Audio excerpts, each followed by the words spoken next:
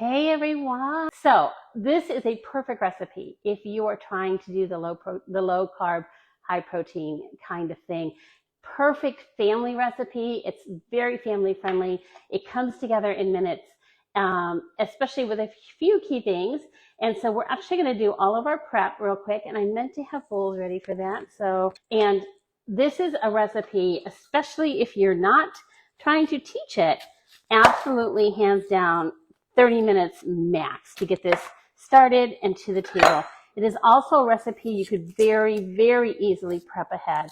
And part of me is thinking that would have been a wise thing to do. But I want to show you just how quick and easy this recipe comes together. So the most tedious part of this recipe is peeling the stupid onion. I don't know why onions are so hard to peel, but we're going to start by just peeling this onion. And we're going to cut it into slivers. The recipe, when you read it, it'll say to use it to put it on the simple slicer. That's a good way. You'll get circles if you do that. I prefer wedges for this kind because it's almost like a stir fry. It's not really, but it's almost like one. So what I do is I just cut it in half, and then I'm going to just use my knife and cut so that I've got like these wedges, okay?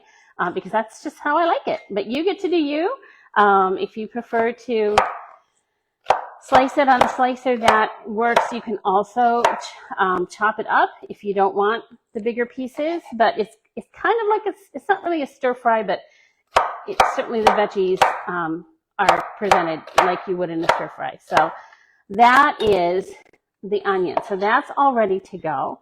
Again, if you have something like the Rapid Prep mandolin, it's also a really easy way to slice these up. We're going to take our peppers, and this uses 3 peppers, and it recommends that you use 3 different colors. So again, this would be something very easy to prep ahead, a day or 2 ahead. I don't like to cut peppers much more than 2 days ahead. They tend to get kind of slimy in the fridge if they're cut for too long. 2-3 days max before they start to disintegrate, which gives that slimy yuck. So again, you can prep it ahead, just maybe the night before or a couple nights before. I would not do it much more than that. And then if you have the quick slice, it's going to be even faster. So we're cutting these in quarters. You don't have to do that. But again, I'm trying to follow the recipe for once. And so the quick slice actually is featured quite a lot in this recipe. So if you have one of these, you're going to want to pull it out. If you don't have one, you might want to put it on your wish list. But we're literally just going to put all of the peppers right through here. I like to put them flesh side up because I think it's just easier that way. You don't have to. And if you've never seen the quick slice in action, I'm going to save a red one for the end. Hopefully I'll remember that I want to save that one. Because this thing, as you can see, I'm just making pepper slices so fast and easy. Again, it really doesn't matter. I'll put this one flush side down, and it really doesn't matter which way you do it. This is like a egg slicer on steroids, and just saves so much time than doing all of this by hand. And we're not just going to do the peppers. We're actually going to do the zucchini and our chicken sausage all on the quick slice. This is almost done. So 3 peppers. Another thing is if you have a child helping in the kitchen, this is an ideal tool. An older child, I wouldn't give it to a 3-year-old, and I don't know, my 5-year-old granddaughter probably could handle it under supervision, but you have to kind of use your judgment on that. But certainly an older child, any child that you would trust with a regular knife would be able to do this. It does have serrated blades in there, and that's the concern. So let me show you one of my favorite tricks with the quick slice, which has nothing to do with slicing, but has everything to do with dicing. Some of you know my husband's an executive chef by training. He went to the Culinary Institute down in Hyde Park, New York, which is like the Yale of culinary schools, right? So he knows how to cut things into perfect little squares. Well, guess what? With the quick slice, I can cut my peppers into perfect little squares and be just like that. So anyway, I just love showing that little trick. All right, so our peppers are cut. Now we're going to slice up our zucchini. And again, your mind is going to be blown on how easy this is to do with the right tool. I'm going to cut these in quarters because that's the way I like it. I think the recipe says cut them in half. You get to decide what you like. And I'm going to need another bowl. My daughter has a very well-stocked Pampered Chef kitchen, by the way, as you can imagine. But there are some things. It's funny because recently, last time I did a 25% off sale, I was like, oh, what do you need, honey? She's like, I don't know. I don't really need anything. Oh, I have a list for her now. And it's mostly things that are just really worn out, and it's time to replace them. So look at that. Sliced zucchini, just like so. So you can imagine how much time you can save. And look at this, I can even put 2 of these on here at once. As long as it's not too fat, it'll go right through. And there is our sliced zucchini. So any kind of firm vegetable that is not like an onion or potato. You can do onions and potatoes. It's not recommended, and you really have to be quite careful when you do them. So, if you have a quick slice and you want to do onions and potatoes, please be sure to check with me, and I will show you the proper way to do it so that you don't bend those blades, because that's easy to do with a potato and an onion, which is why I think it actually says in the instructions, don't use for potatoes and onions. Again, it can be done. It just has to be done in a certain way, and I'm happy to teach that to you. But we can't put it in our use and care because it's just too specialized. Okay, so our veggies are pretty much ready to go. Ta-da! How quick was that? And I just realized they're kind of off camera. We're going to open up this can of tomato sauce just so it's ready.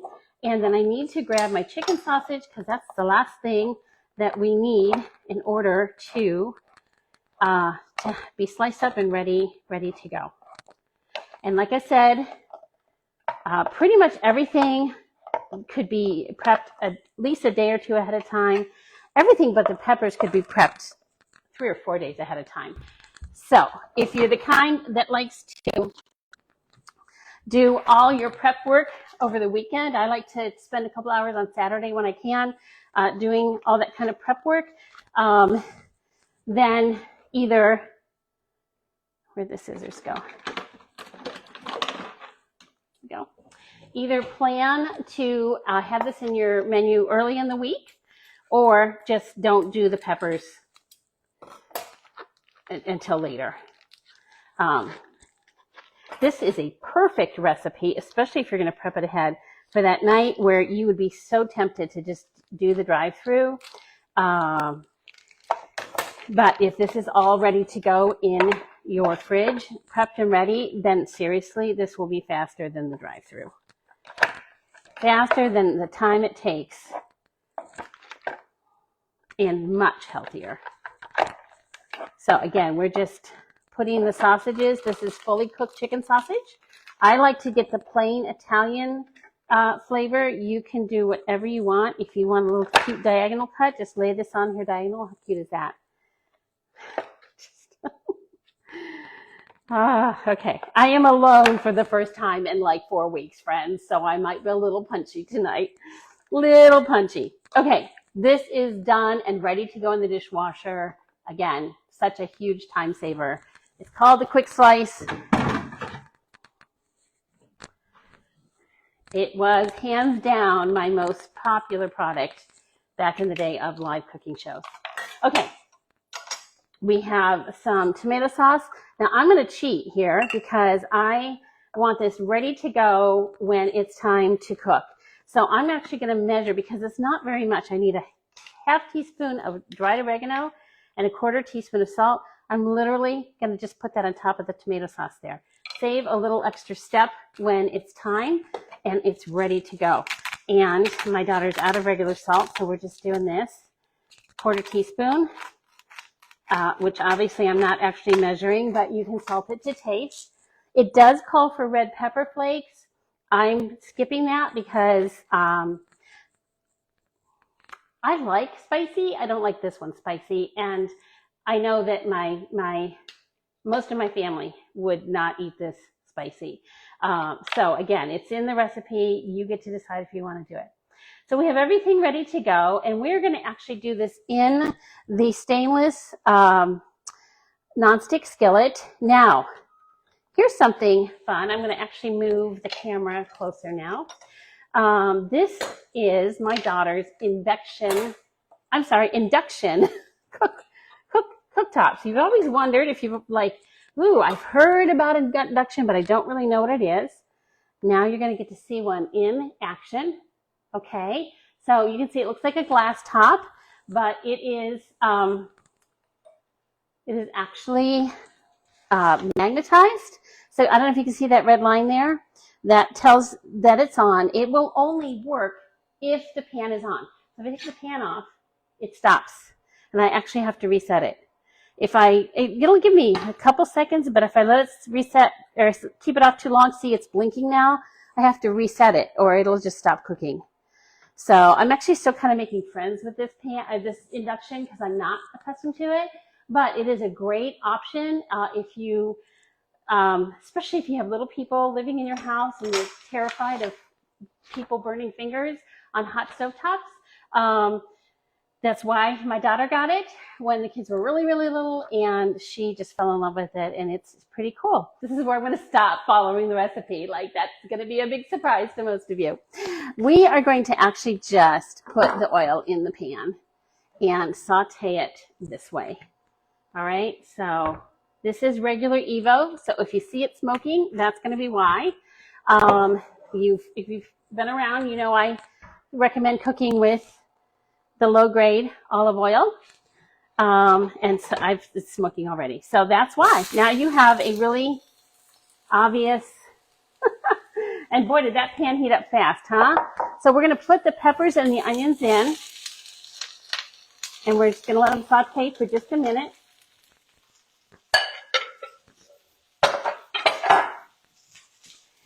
And again, when you read the recipe, which I will post, it's going to talk about using a double burner grill pan. If you have that pan, go for it. But it works just fine in the 12-inch saute pan, which is what we've got going on here. Actually, I'm sorry, it's a 12-inch fry pan. All right, I do need to turn this down. I have it on way too high. So we're going to let these peppers and onions cook for just a few minutes. Basically, you want to cook until the onions start to get translucent. And the recipe is going to tell you to take all the sauce ingredients, which is the tomato sauce, the oregano, the salt, and a garlic clove, and heat that in the microwave. You can do that if you want, but I'm going to show you what I think is a tastier way to do this, which is to actually press the garlic right into the pan like you would for any other recipe. So I like to just create a little space in the middle of the pan. The reason you put the garlic in a little later is so that it doesn't burn. So we've pressed in a clove of garlic. It's going to start smelling amazing in here. I'm going to show you what I mean by a translucent onion. Some of these are, some of these aren't. Let me grab some tongs.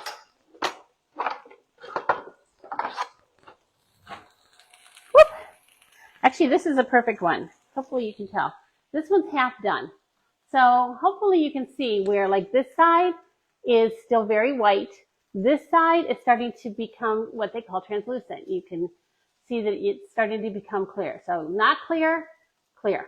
Okay? So that's what you're looking for. You just want those onions to not be so white and look almost like you can look through them. And that's translucent. This is another one of those recipes that you could also seriously switch up ingredients if you want. It calls for zucchini. If you don't have zucchini on hand, just skip it. Or if you don't like zucchini, or you hate buying zucchini, I know for me, buying zucchini feels really strange because I usually just wait for my neighbors to give me all their zucchini, right? But that's only 1 month out of the year. So the rest of the year, when you buy it, or maybe you just don't want to buy it, or maybe you would rather have mushrooms instead of zucchini, or mushrooms and zucchini. You can mix your vegetables up on this one any way you like. Once we have we've got the onions translucent, they're pretty good. We are going to go ahead and add the zucchini and the chicken. And honestly, all we are doing now is reheating. So the other way you can kind of speed this process up is to pop on the lid. Okay, so that quiets it down for one thing, but it also speeds up the cooking process. So it's just going to get all together that much quicker. Again, all we're really doing is sauteing the veggies. We don't want to over saute the zucchini. That's why we put it in a little bit later. And we're going to add the tomato sauce. I'm going to go ahead and add it now. I am serving this just as it is because, again, skipping the carbs, keeping the carbs to a minimum. This recipe is really good served over rice or noodles. So this serves great over rice. It makes fantastic leftovers. So when I was visiting my son and daughter-in-law in North Carolina 2 weeks ago, it was very interesting to speak with them about like what their challenges are as working parents with a young child getting dinner on the table. And because that is the group of people that I am most passionate about helping, honestly. I mean, I like to help everybody. So that's not saying if you're not in that group, I don't want to help you. Anyone who needs to up your cooking skills, I am here for you. But I think because my kids are in that stage, I recognize how challenging it is. And I remember what it was like for me as a mom with young kids, trying to just, not only find the time to cook, but just come up with things that they're willing to eat, right? That it was funny because I was running into that again in the last 2 weeks, taking care of my granddaughter, who's Sarah, my daughter, loves to cook. It is her love language, is to feed people.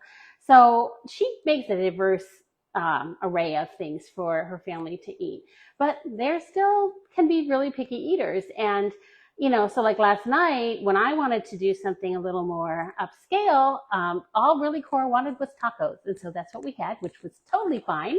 But it's coming up with new things, coming up with things that fit your personal needs and dietary needs. Or if you have a family member who has restrictions, is, gluten intolerant or dairy intolerant or whatever. I have a friend who has 2 children. One is severe celiac and the other one has peanut allergies. And it turns out it looks like he has a dairy allergy also. And they're young adult children, but, they're over and to eat often enough that my friend has to work around that a lot. So all those things that make dinner, getting dinner on the table, it's already a challenge. And then you're working around, whether it's just a really busy schedule or special nice needs or all the things. And that is my passion. That is why I still, 31 years later, am standing here doing a cooking class, teaching you how to make a recipe so that you have more ammunition in your back pocket to solve that never, ever ending question of what's for dinner, right? We all need fresh ideas, and having the right tools and knowing how to do it is a big help. So with that, I'm going to actually put this on simmer, because speaking of food challenges and, just watching carbs or dairy free or whatever, I'm going to show you how to make nice cream. But this recipe for nice cream uses bananas, and what it is definitely much healthier than your standard ice cream. It is 4 ingredients. It can be dairy free. I'm not making it dairy free, but that is an option. You can use almond milk, coconut milk, oat milk, any of those kinds of alternative milks in this recipe. I would recommend you use unflavored oat milk, or maybe if it has vanilla flavoring in it. Same with almond milk. You really want it to be plain. You want all the flavoring to come from your bananas and the things we're going to add. And If you rely on oat milk or almond milk, you need this pitcher in your kitchen. If you go to my YouTube channel, you'll see where I show how to make almond milk in this. It does not take much time or effort. And it's pure almond milk. It has no flavorings. It has no preservatives. It has nothing in it except for pure almond. It's delicious. I have used it many times instead of regular milk when I was doing Whole30 and things like that. And I just haven't made any recently, so we're going to use whole milk today. So let me go grab that and my frozen bananas.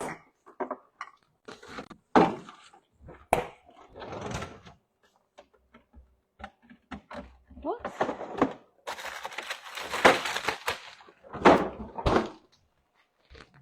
So this hot, humid Virginia weather, bananas just don't last very long, even in an air-conditioned house. And so I've been freezing up bananas left and right for my daughter for when she gets home. And so plenty. This is just one of the bags of frozen bananas I have in here. And we're going to just literally put this in here, chunk it up like so.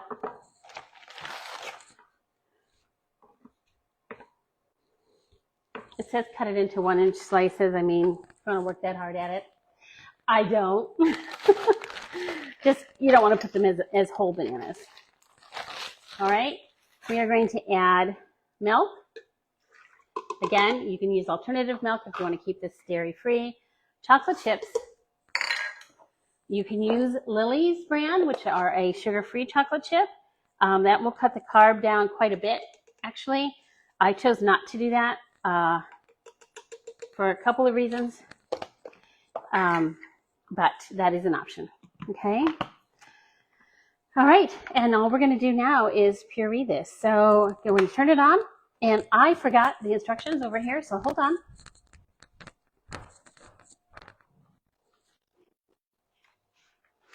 Okay, it's entirely possible that I left the instructions in the other room. Let me find it.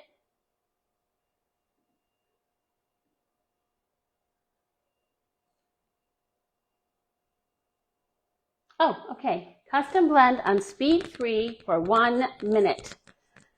Easy enough. So we're going to turn this to, well, it actually automatically is set to custom blend. We're going to turn it, whoops, no, we don't want to do that. We're going to hit the button and we're going to turn it to 3. So there's 3. And then we're just going to let it go for 1 minute. Okay, so here we go.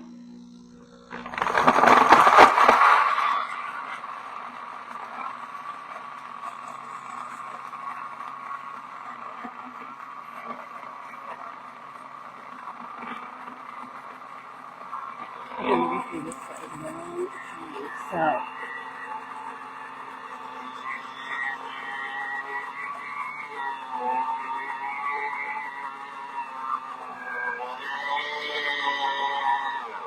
I'm actually going to pause it for a minute and scrape down the sides.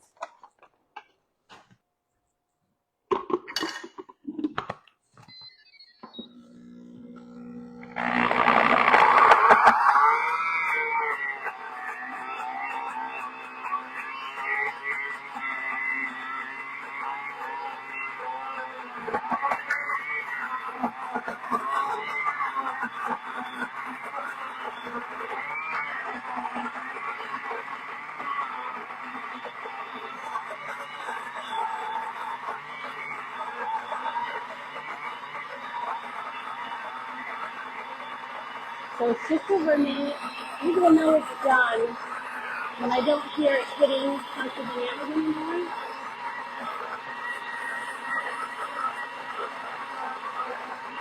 I'm just going to check it. Oh my gosh, you guys. Oh, this looks amazing. This looks amazing. This looks like the best chocolate smoothie ever.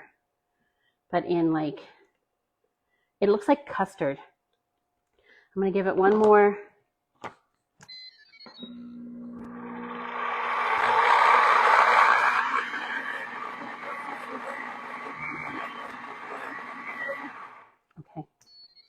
Wait till you see this. I might have to eat dessert first. I'm just going to tell you right now.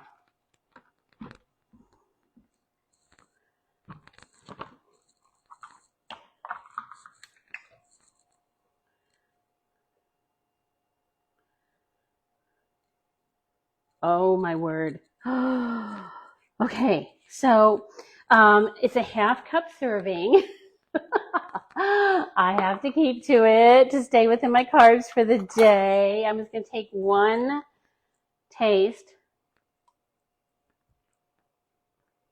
Oh my word.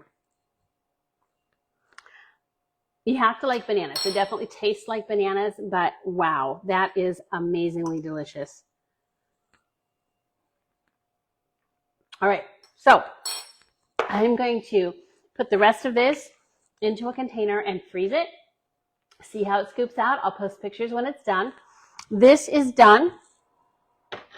Again, we were really just waiting for it to heat up, and it looks fantastic.